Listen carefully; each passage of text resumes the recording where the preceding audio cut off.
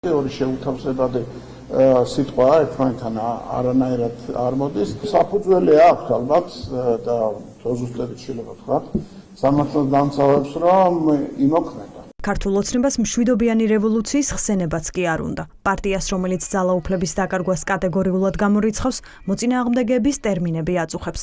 არ არის გამორიცხული 4 ოქტომბრის შეკრების ორგანიზატორებს ამ სიტყვების გამოყენებაც კი აუკრძალონ. მშვიდობიანი სიტყვა შემოიტანეს, თორე ამ ადამიანების ქმედება, ყოველდღიური ქმედება მიმართული იყო იმისკენ, რომ როგორმე დესტაბილიზაციის პროცესი განვითარებული იყო და ეს ვიხილეთ. ესეთი მოწოდებებით დაიწყო თქვათ იგივე მეიდანის პროცესი, მეიდანიზაციის პროცესი უკრაინაში დამთავრდა გაურკვეველი სნაიპერების სროლით. თუ კი ესეთი ნიშნები არსებობს, განსაკუთრებით სამართლის დამცავებმა უნდა იმოქმედოს. სიტყვა რევოლუციას ქართული ოცნება წლების განმავლობაში თავად იყენებდა ოპოზიციის დისკრედიტაციისთვის.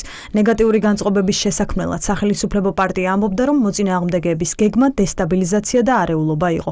მაშინ როცა მშვიდობიანი რევოლუცია ოპოზიციის ლექსიკაში გაჩნდა, ოცნებამ ბრძოლა დაიწყო. ამ იდეის ავტორების პირდაპირ დასჯას ითხოვს ნინო წილოსანი. ეს არის კანონსაწინააღმდეგო მოქმედება, რომელიც ისჯება კანონით.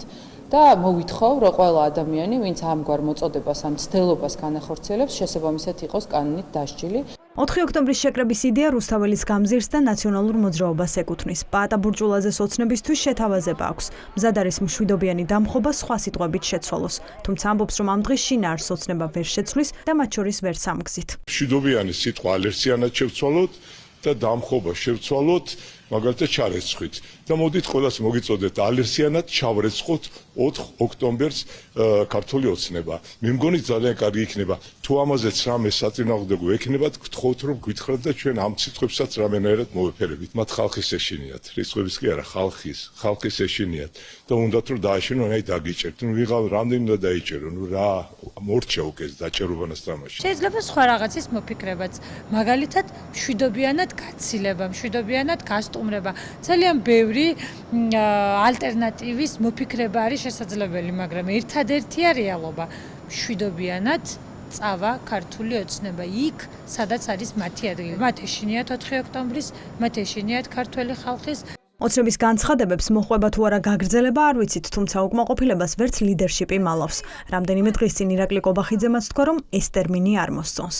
ყველას მოუწოდებ, რომ უფრო ფრთხილად მოეკიდოს საკუთარ რიტორიკას. ძალიან შეაჩვეს ენა ქართულ საზოგადოებას, მუდმივად არის საუბარი რადიკალიზმზე, ცეცხლის საკიდებაზე, მოლოტოვზე, დამხობაზე და ამ შემდეგ ასეთ ტერმინებს ხშირად ისმენთ. რა თქმა უნდა, ჩვენ ამ პრაქტიკას ვერ გავაგრძელებთ. ნაციონალურ მოძრაობაში მშვიდობიანი რევოლუციისკენ მოწოდება ოცნებამ პირიქით წაახალისა. პარტიის ლიდერები მოქალაქეებს ეუბნებიან, რომ ხელისუფლებას მათი ეშინია და სიტყვების კრიმინალიზების მცდელობაც ამის დასტურია. ამიტომ ისინი ხალხს 4 ოქტომბერს რუსთაველზე შეკრებისკენ მოუწოდებენ. ფაქტია, რომ ამ ვაი პოლიტიკოსების პირით ველაპარაკება შეშინებული ბიძინა ივანიშვილი, რომელსაც ძალიან ეშინია 4 ოქტომბრის, ეშინია მშვიდობიანი რევოლუციის და ფიქრობენ, რომ თუ დაიჭირეს ჩვენი მეგობრები, ამით აღარ გავიმეორებთ არც მშვიდობიან დამხობას და არც მშვიდობიან რევოლუციას. არა ბატონებო, ყველაფერი ძალაშია.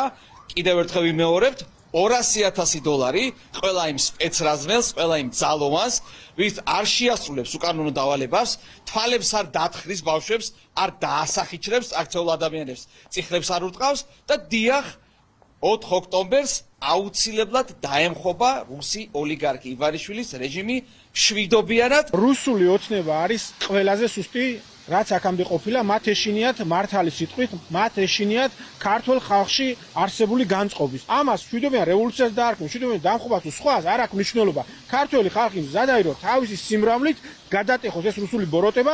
რა მოხდება 4 ოქტომბერს ეს ოპოზიციაშიც საკამათო საკითხია, თუმცა ფაქტია, რომ ეს თემა ოცნების დღესწესრიგშია და რაც უფრო ახლოვდება თარიღი, მით უფრო ურთულდებათ ბრაზის დამალვა.